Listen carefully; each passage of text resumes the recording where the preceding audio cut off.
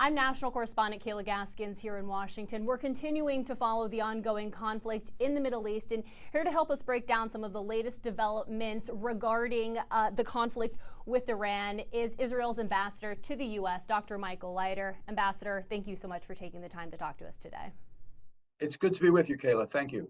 So there was a lot of questions regarding Israel's role in the United States deciding to strike. Earlier this week, there was a lot of critics taking Secretary of State Marco Rubio's comments and essentially trying to blame Israel for dragging the United States into this conflict. However, we are getting recent reporting that appears to contradict that. So my question for you is, as we understand it right now, how would you describe Israel's role in the United States' decision to strike Iran? We're the junior partner. Look, I've been in meetings in the Oval Office with President Trump on many occasions. Ever since I arrived in Washington over a year ago, throughout this entire process of Rising Lion and Roaring Lion and Midnight Hammer, Epic Fury. And I've never seen President Trump with a sign on his forehead which says, "I'm here for the dragging." I mean, this whole notion of dragging President Trump into an operation of this magnitude is so insulting to the president, I think to the United States. You have a leader who is making a historic decision to take out an evil regime that has spread mayhem and death and destruction around the world. It's just that simple. Now, where exactly the decision was made and how it was made, we'll let historians figure that out when they go through all the records. But the important thing to emphasize is that we are planning together. We planned this together. We're implementing it together. The two most powerful air forces in the world are now taking out this tyrannical regime in Iran, and the world's going to be better for it. We're also learning more later as this week goes on as to the why now part of the strike question. How do you understand that? Help us understand why we launched these strikes at this point in time. Yeah, so there's a lot of stuff out there. A lot of it is narratives that are created by journalists or by politicians. Look, when going into an operation of this magnitude, there are many vectors that come into play, from weather to the location of the enemy, to the preparedness of the enemy, to the potential for a preemptive strike by the enemy. A number of these vectors come into play. The chiefs of the army sit down, weigh it, make their recommendation to the leaders of the countries, and then implement the strike. And that's how this developed as well. So when history is written, these vectors will be figured out. It'll all come together, and then we'll understand that there isn't just one issue that determines when exactly the strike takes place. But what's important to emphasize is when the discussion of imminence comes up, how imminent was the strike? It's important to understand you don't want to wait for these ballistic missiles to be in the air before you operate against them. I mean, look what Iran has done over the past couple of days. They've fired indiscriminately. Well, I shouldn't say that. It's very discriminate. They're firing at targets of innocent people in Israel, innocent people in the Emirates, United Arab Emirates, in Bahrain, in Saudi Arabia, in Turkey, and in Cyprus. They fired into Europe. Prime Minister Netanyahu has warned about this for years. They will fire into Europe. So imagine if these ballistic missiles were outfitted with nuclear warheads. Imagine the situation we'd be in today. So when you have the opportunity to take out this evil regime and their ability to build these ballistic missiles, at which they wanted to, they were already creating them, producing them at 100 a month. They were going to go up to 300 and 400 ballistic missiles a month, which would overwhelm any missile defense system. So when you have a country building these ballistic missiles and coupling it with a nuclear weapons program, you have a malign country that is endangering the world, and you have to operate against it. I want to talk about the window of opportunity to take out this regime. There's some reporting in Axios that came out that there was intelligence from Mossad that the CIA was able to also confirm about a meeting of top Iranian officials, which would present, a very hard to pass up opportunity for especially Israel, but for the United States when it comes to taking out some of the top leaders in Iran. How important was that window, and can you shed any light on what we're learning about some of those specifics? Well, sure, Kayla. That's one of the vectors I talked about before. You have that factor. but if the weather wasn't permitting, so that wouldn't have been enough. You need the weather, you need the operational ability, you need the leadership together. The importance of having the leadership together, by the way, is very telling, because we're seeing now that there's a breakdown in the chain of command, and the huge military forces that Iran has developed, both to suppress their population and to inflict harm on its neighbors, is not operating in a smooth, coordinated fashion. And that's because of the initial strike. When you take out the head of the snake, it's very difficult for the snake to wiggle afterwards. And they're having a problem implementing their plans in terms of getting the missiles off and getting these drones off. And that's why there's far less missiles actually hitting than they initially planned. That's how we're also able to get to these missile launchers, to the radar stations, and the surface to air and surface to ground missiles, and take them out. Talking about the window of opportunity, the perfect storm, so to speak, of the weather cooperating, this meeting of Iran's top leaders happening, would Israel have taken that opportunity to strike even if the U.S. was not on board? It's conjecture. I don't know how to answer the question. The way this works is that we present our case, we come to the President of the United States, leader of the free world, leader of the world today, and we lay out how we see things, we lay out our intel, and the United States makes a decision. And the bottom line is that we're in this together. We're the junior partner.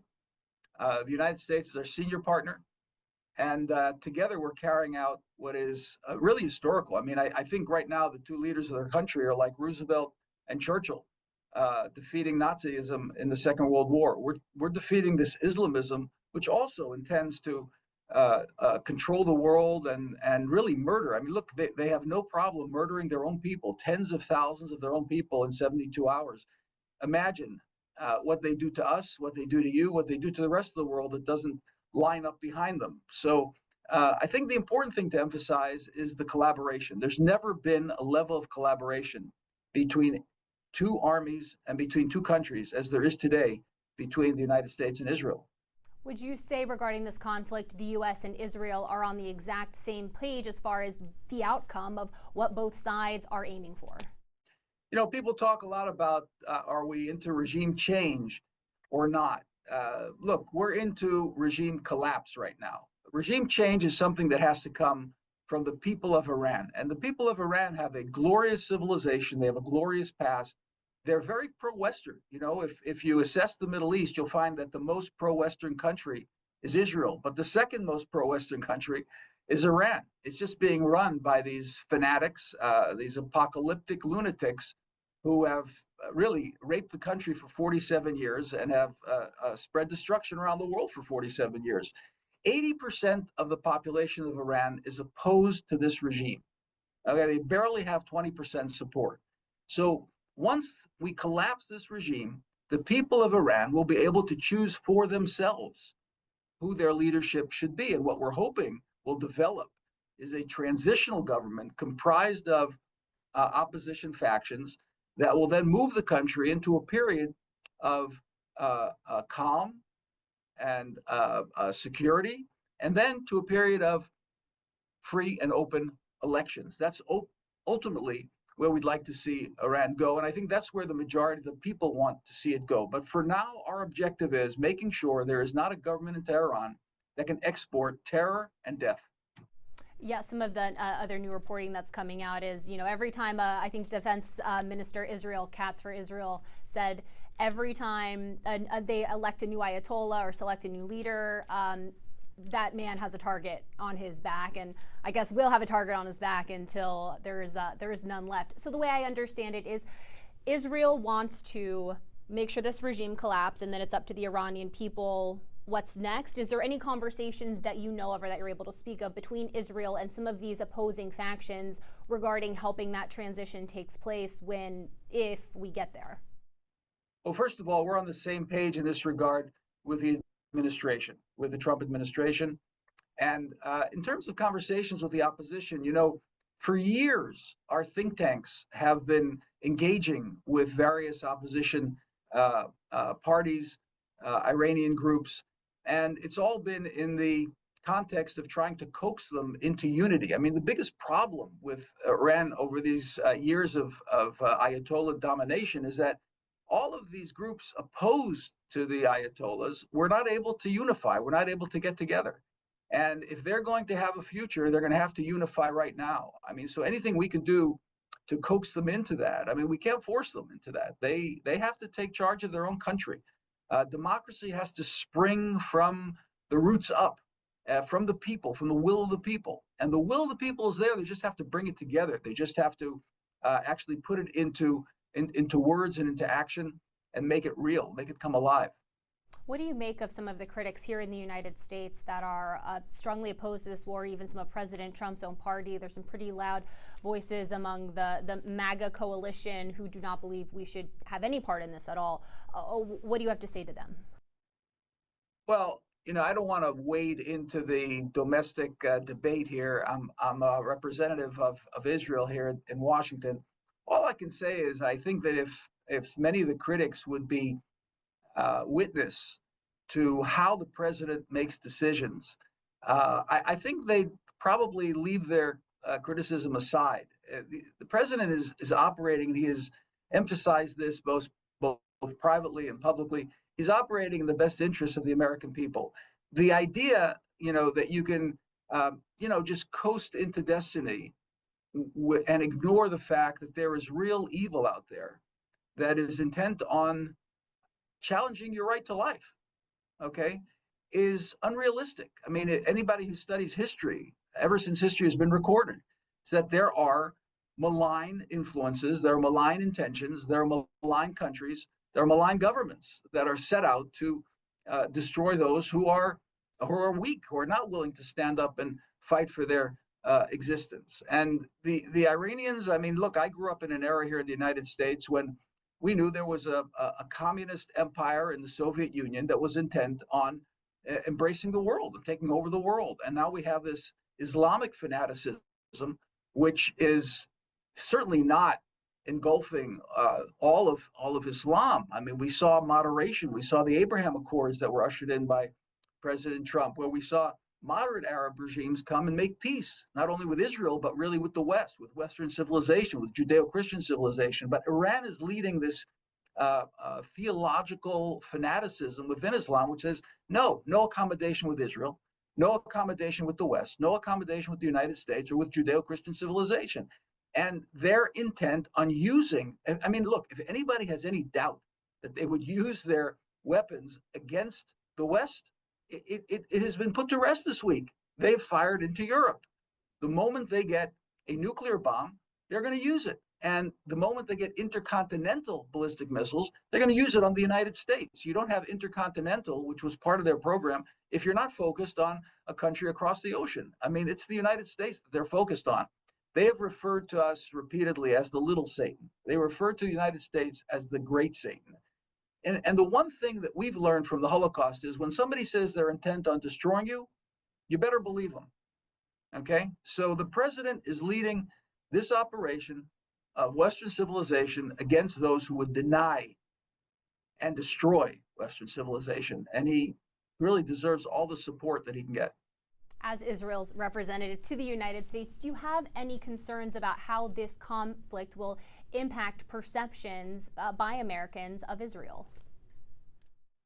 You know, I think that the potential here is really great, for any, administrations in the future, because the level of collaboration here, we are a model ally for the United States. And we didn't ask for boots on the ground. We fight together with you. I would say shoulder to shoulder, but I'd say in wing to wing, right? Our pilots are flying wing to wing. As a matter of fact, I'll share with you a conversation I had with a pilot in his late 40s, a father of 3 young daughters, who told me that when he was flying towards Iran on his 4th sortie, he was refueled by an American pilot running the refueling plane, and they had the conversation as his plane was being refueled. And he offered him Godspeed. He offered him back thanks. And he said, "Isn't this wonderful that we're operating together? All of this, in the skies somewhere above Iraq on the way to Iran." This is just marvelous. This is fantastic. The more that we'd have cooperation with other Western countries, with our friends in Europe. I mean, where are they? I mean, they're like a giant fast asleep, not realizing that, they are as threatened as we are. And we saw that yesterday when Iran fired a missile and that hit Europe, that hit Cyprus, actually twice. And they can hit about half of Western Europe, a little bit more time, and they would hit all of Western Europe, and then the United States itself. So I see that. I think the American people, and I find this particularly in Middle America, when I go out to churches on a Sunday morning in the Midwest, people are strong. People are very, very much appreciative of the relationship that our two countries have, and I can tell you that Israel is very, very appreciative of the relationship we have with the United States. So I think there are critics out there. I understand that after the suffering that the U.S. went through after in Iraq and Afghanistan, I know what that suffering is. I lost my son in Gaza. He led the troops to fight against Hamas. I know pain. I know loss. I know longing. But this isn't the same story. This is a completely different war. 80%, as I said, of the public in Iran wants a different government. We're not going in with boots on the ground to establish our own government. This is regime collapse, not regime change. There's so many differences, but at the bottom line is we have to remember that if we don't fight evil, it's going to come up and grab us. This isn't a free ride in this world. Evil has to be opposed, and that's what we're doing together. I'll have you kind of lay this out a little bit, use your diplomatic expertise here. For the American audience, most recently we saw what happened in Venezuela, took out Maduro, and now we have a version of the same regime that is playing ball with the United States. Iran, from how I understand it, very different story. This regime, no level of this regime has any interest in playing ball with the United States, nor have they given any indication that they would.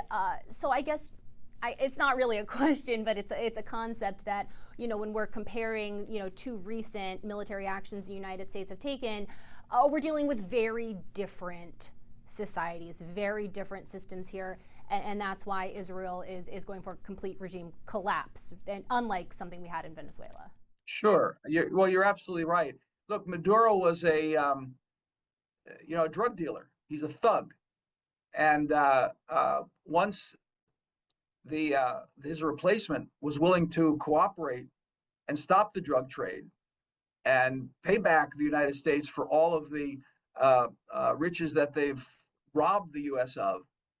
So that was the solution. We're not dealing with a thug in Tehran, or just a thug, or just a drug dealer. We're dealing with a fanatical regime that has a theocratic belief in the need to put everybody under the boot of Islamism. And they have exported this through mayhem and murder. Look, we took out a fellow by the name of Rahman Mokaddam is his name. And he was the Iranian general in charge of assassinations overseas. And who is his number one target? None other than Donald J. Trump. Now, we took him out yesterday, and I think it's very telling of the fact that a government, a regime, had a general in charge of assassinating foreign leaders. This is really the insanity of these people. And if you don't operate against them, if you don't fight with that evil, it's going to come back to haunt you. So no, it's a very different situation than in Venezuela.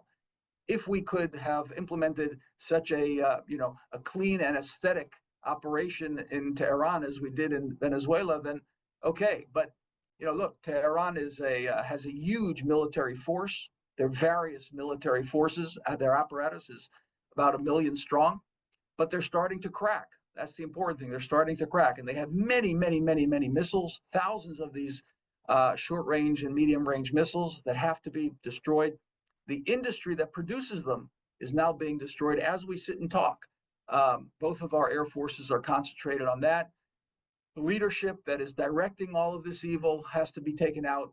And you mentioned the Supreme Leader's son, who may just have been elected. Look, I mean, if he turns around and says, my father was wrong, all of this nonsense about taking over the world and forcing Islam on everybody is wrong. We're going to stop exporting murder. We're going to listen to our own people. We're going to listen to the people of Iran and ask them what they want. And I'll create a democratic government which will represent the voice of the people.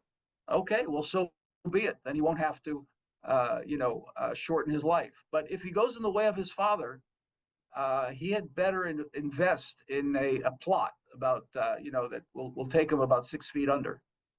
You've been very generous with your time so far. I do want to get some quick military things. I don't even know if you'll be able to answer them. Questions in. We talked a lot about the air power, the American and Israeli pilots communicating.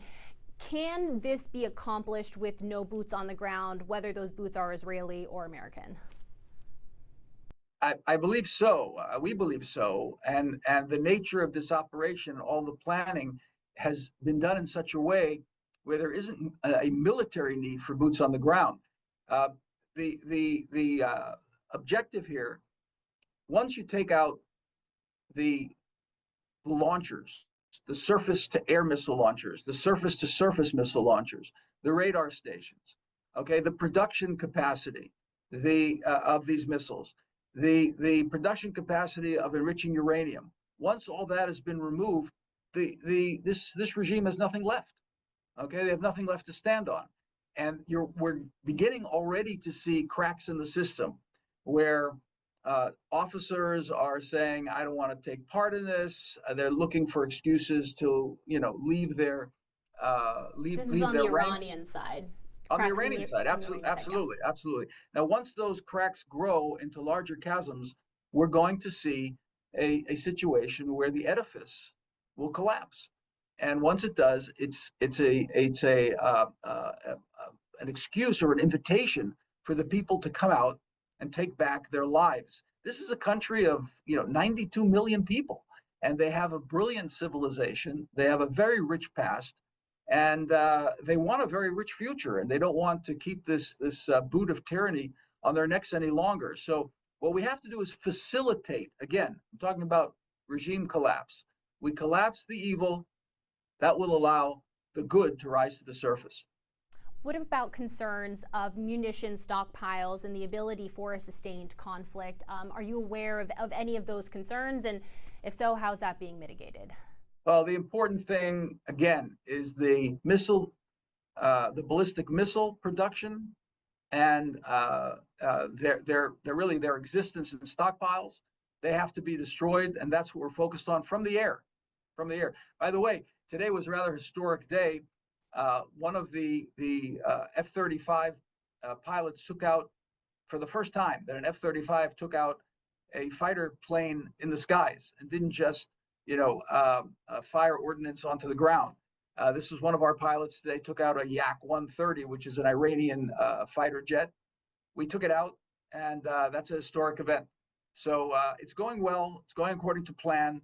There's a lot of confidence. Our people are very resilient. I spoke to one of my kids the other day who has kids of his own, my grandchildren, and they're running back and forth to the bomb shelter, every few hours. And, he said to me, "Dad, just let's make sure we'll spend as many hours as we need to in the bomb shelter. Just make sure that this time we get it done, that we're not going to live any longer with this threat of ballistic missiles raining in from a evil Iranian regime." That's where the people of Israel are. We're ready to sustain a long period of difficulty as long as this threat is ultimately removed. And I think that's what the feeling is in the Emirates today, in Bahrain today, in Saudi Arabia today. That's what everybody's feeling. Get this evil out of the region, and we're going to have a better region and a better world. It does appear like it's bringing Israel and the Gulf states. You got a common enemy right now. So it'd be interesting to see how this plays out in the long term, diplomacy-wise. But well, Kayla, you're absolutely right. Our big hope, once Iran is no longer a malign influence in the region, and we engage the people of Iran, the people of Israel, there's also going to be much less threat on countries like Saudi Arabia to come into an Abraham Accords coalition like in 2020, and then we can move into a mode of greater regional cooperation, regional stability, so that ultimately the U.S. can move its assets where they're needed more in the Far East. In other words, if we have an arrangement similar to that of NATO and Europe in the Middle East, where Israel and all of our neighbors are able to work together for regional stability, the U.S. can say, okay, I've spent a lot of assets, a lot of time, and a lot of money in this region. Now I can move it to where it's needed more to prevent China from becoming a regional hegemon and threatening the United States. So it can all work out, and we can go into Abraham Accords 2.0. And this is really a pursuit of peace. This is not a pursuit of war. All right, Dr. Leiter, thank you so much again, and thank you for your generosity time-wise, especially today. We appreciate that. It's good to be with you. Thank you, Kayla. All right, thank you so much.